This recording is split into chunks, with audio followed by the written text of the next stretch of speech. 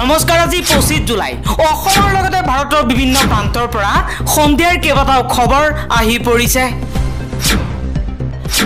এই মুহূৰ্তত জনাইছো এটা গুৰুত্বপূৰ্ণ খবৰ এপিএসসি পৰীক্ষাক লৈ মুখ্যমন্ত্ৰী হিমন্ত বিশ্ব শৰ্মাৰ ডাঙৰ ঘোষণা ইতিহাসত প্ৰথমবাৰৰ বাবে ইংৰাজীৰ উপৰি অসমীয়া ভাষাত দেখিবলৈ পোৱা যাব এপিএসসিৰ মূল পৰীক্ষাৰ প্ৰশ্ন কাকত কাইলৈৰ পৰা অনুষ্ঠিত হ'ব ৰাজ্যত এপিএসসিৰ মেইনছ পৰীক্ষা এই মুহূৰ্তত দেখুৱাইছো হিমন্ত বিশ্ব শৰ্মাই ঘোষণা কৰিছে হিমন্ত বিশ্ব শৰ্মাই কৈছে অসম লোকসেৱা আয়োগৰ সংযুক্ত প্ৰতিযোগিতামূলক পৰীক্ষাৰ মেইনছ পৰীক্ষাৰ বাবে এটা ভাল খবৰ আহি পৰিছে হিমন্ত বিশ্ব শৰ্মাই কৈছে আমাৰ চৰকাৰৰ নিৰ্দেশনাৰ বাবে এই পৰীক্ষাত প্ৰথমবাৰৰ বাবে প্ৰতিটো প্ৰশ্ন ইংৰাজীৰ উপৰি অসমীয়া ভাষাটো থাকিব এই ঐতিহাসিক পদক্ষেপৰ বাবে অসম লোকসেৱা আয়োগলৈ আন্তৰিক কৃতজ্ঞতা জ্ঞাপন কৰিছো বুলি মন্তব্য কৰি সমূহ পৰীক্ষাৰ্থীলৈ শুভেচ্ছা জ্ঞাপন কৰিছে মুখ্যমন্ত্ৰী হিমন্ত বিশ্ব শৰ্মাই গ্যাৰান্টি দি প্ৰতিশ্ৰুতি ৰাখিলে কংগ্ৰেছে কৰ্ণাটকৰ জনতালৈ বিনামূলীয়া বিদ্যুৎ সেৱা কৰ্ণাটক কংগ্ৰেছৰ গ্যাৰান্টি দিছিল বিনামূলীয়াকৈ বিদ্যুৎ সেৱা যোগান ধৰা হ'ব সেই গ্যাৰান্টি এতিয়া বাস্তৱত ৰূপায়িত কৰিছে প্ৰাক নিৰ্বাচনী প্ৰতিশ্ৰুতি ৰক্ষা কৰি ৰাইজক দিলে বিনামূলীয়া বিদ্যুৎ কৰ্ণাটকৰ সিদ্ধাৰামায়াৰ চৰকাৰে জনসাধাৰণৰ বাবে বিনামূলীয়াকৈ বিদ্যুৎ সেৱা আৰম্ভ কৰিছে এইবাৰ গৰম হৈ পৰিছে দেশৰ ৰাজনীতি শক্তি বৃদ্ধি হ'ব ইণ্ডি এলায়েন্সৰ ইণ্ডিয়াত সামিল হ'ব পাৰে জগনমোহন ৰেড্ডিৰ YRS কংগ্ৰেছ পাৰ্টি ইণ্ডিয়াৰ কাষলৈ জগনমোহনৰ দল বিপদত পৰিব পাৰে NDA এলায়েন্স বিজেপি চৰকাৰে ৰাষ্ট্ৰপতি ভৱনৰ দৰবাৰ হল আৰু অশোক হলৰ নাম সলনি কৰি গণতন্ত্ৰ আৰু অশোক মণ্ডপ নামেৰে নামাকৰণ কৰিছে দৰবাৰ হলত ৰাষ্ট্ৰীয় বঁটা প্ৰদান অনুষ্ঠান অনুষ্ঠিত হয় আনহাতে অশোক হল প্ৰথমে বলৰুম আছিল চৰকাৰে এক চৰকাৰী বিবৃতিত কয় যে ভাৰতীয় শাসক আৰু ইংৰাজৰ আদালত আৰু সভাৰ কথা উল্লেখ থকা দৰবাৰৰ প্ৰাসংগিকতা ভাৰত গণৰাজ্য হোৱাৰ পাছত হেৰাই গৈছে বিবৃতিটোত আৰু কোৱা হৈছে যে গণতন্ত্ৰৰ ধাৰণাটো ভাৰতীয় সমাজত অতীজৰে পৰা গভীৰভাৱে শিপাই আছে যাৰ বাবে গণতন্ত্ৰ মণ্ডপক অনুষ্ঠানস্থলীৰ বাবে এক উপযুক্ত নাম অশোক হলৰ নাম সলনি কৰাৰ সিদ্ধান্ত সন্দৰ্ভত চৰকাৰে কয় যে অশোক মণ্ডপ নামটোৱে অশোক শব্দটোৰ সৈতে জড়িত মূল মূল্যবোধসমূহ ৰক্ষা কৰে আৰু ইংৰাজীকৰণৰ লেখ যোগ আঁতৰাই পেলায় উল্লেখ্য যে অশোক শব্দটোৱে সকলো দুখ কষ্টৰ পৰা মুক্ত বা কোনো দুখৰ পৰা বঞ্চিত ব্যক্তিক বুজায় আনহাতে অশোকে ঐক্য আৰু শান্তিপূৰ্ণ সহাৱস্থানৰ প্ৰতীক সম্ৰাট অশোকক প্ৰতিনিধিত্ব কৰে তিনি মাৰ উগ্ৰপন্থী নিহতৰ ঘটনা কেন্দ্ৰ কৰি অসম চৰকাৰৰ 7 শীৰ্ষ বিষয়ালৈ জাননী জাৰি কৰিছে উচ্চ ন্যায়ালয়ে ভুক্তভোগীৰ পৰিয়ালৰ লেখ আবেদনৰ ভিত্তিতে ন্যায়ালয়ে জাৰি কৰিছে এই জাননী কাছাৰৰ ভুৱন পাহাৰত আৰক্ষী আৰু উগ্ৰপন্থীৰ গুলিয়াগুলিত 3 মাৰ উগ্ৰপন্থী সদস্য নিহত হোৱাৰ ঘটনা কেন্দ্ৰ কৰি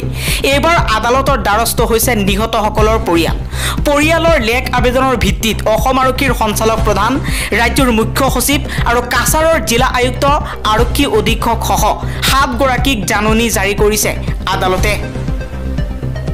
আদালতৰ পুনৰ নিৰ্দেশ অহালৈকে 3 গৰাকী উগ্ৰপন্থীৰ মৃতদেহ শিলচৰ চিকিৎসা মহাবিদ্যালয় হাস্পাতালৰ মৰ্গত ৰখাৰ নিৰ্দেশনা প্ৰদান কৰিছে আদালতে বিগত 16 জুলাইত কাছাৰৰ ধলাই গংগানগৰৰ পৰা মাৰণাস্ত্ৰ সহ 3 মাৰ যুৱকক গ্ৰেপ্তাৰ কৰিছিল কাছাৰ আৰক্ষীয়ে ধৃতসকলক জেৰা চলাই আৰক্ষীয়ে 3 গৰাকী মাৰ উগ্ৰপন্থী সংগঠনৰ সদস্য বুলি নিশ্চিত কৰে কিন্তু তেওঁলোকৰ লগত এক ভয়ানক ঘটনা সংঘটিত হয় একেদিনাই নিশা 3 গৰাকী উগ্ৰপন্থীক লগত লৈ কাছাৰৰ ভুৱন পাহাৰত অভিযান চলাবলৈ যাওঁতে ঘন জংগলৰ পৰা আৰক্ষীক লক্ষ্য কৰি গুলীবৰ্ষণ কৰে উগ্ৰপন্থী সংগঠনটোৰ আন সদস্যসকলে প্ৰত্যুত্তৰত আৰক্ষীয়েও গুলীচালনা কৰে দুয়োপক্ষৰ এই গুলীবৰ্ষণৰ মাজতে আৰক্ষীৰ জিম্মাত থকা 3 মাৰ উগ্ৰপন্থী গুলীবিদ্ধ হৈ নিহত হয় বুলি আৰক্ষীয়ে জনাইছে।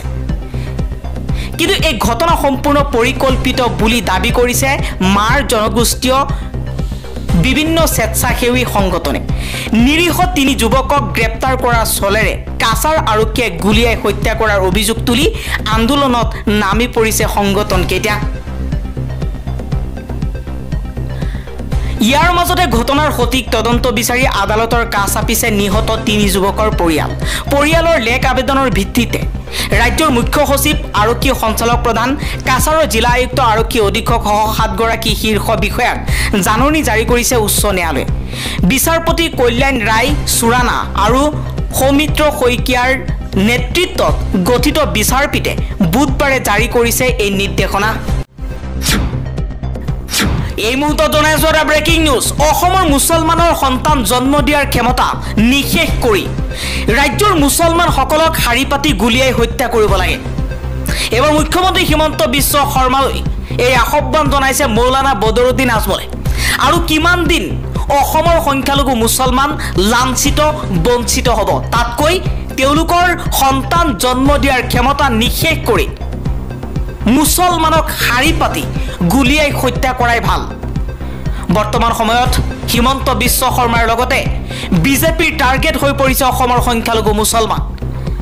এইবাৰ হিমন্ত বিশ্ব শৰ্মাক আহ্বান জনাইছে মৌলানা বদৰুদ্দিন আজমলে যে অপমান লাঞ্ছিত বঞ্চিত নকৰি তেওঁলোকৰ সন্তান জন্ম দিয়াৰ ক্ষমতা নিষেধ কৰি এজনকৈ শাৰী পাতি গুলীয়াই হত্যা কৰাই ভাল।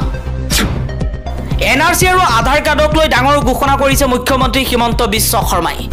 ৰাজ্যত 9,22,000 লোকৰ নাই আধাৰ কাৰ্ড। NRCত বায়োমেট্ৰিক বন্ধ হৈ থকা 9,22,000 লোকক দিলে ভাল খবৰ। শীঘ্ৰেই এইসকল লোকৰ বাবে উলিওৱা হ'ব সমাধান সূত্ৰ।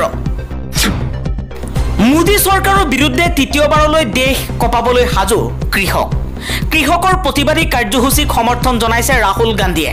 15 আগষ্টৰ দিনাই কৃষকৰ বৃহৎ ট্ৰেক্টৰ মাৰ্চ কাৰ্যসূচী।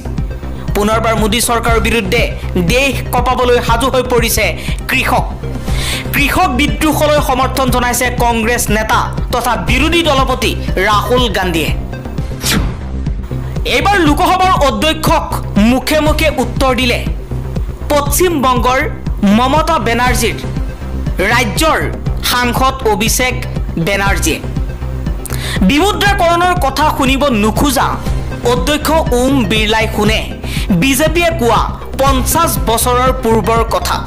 লোকসভাৰ অধ্যক্ষক মুখে মুখে উচিত উত্তৰ দিলে অভিষেক বেনাৰ্জীয়ে। তীব্ৰ প্ৰশ্নবাণেৰে উভতি ধৰিলে সাংসদ অভিষেক বেনাৰ্জীয়ে। অধ্যক্ষ পদৰূপ মৰ্যাদা ৰাখিবলৈ আহ্বান জনাইছে অভিষেক বেনাৰ্জীয়ে। বিজেপিয়ে যেতিয়া 50 বছৰ পুৰণি কথা কয় তেতিয়া অধ্যক্ষই হাঁহে, অধ্যক্ষই শুনি থাকে।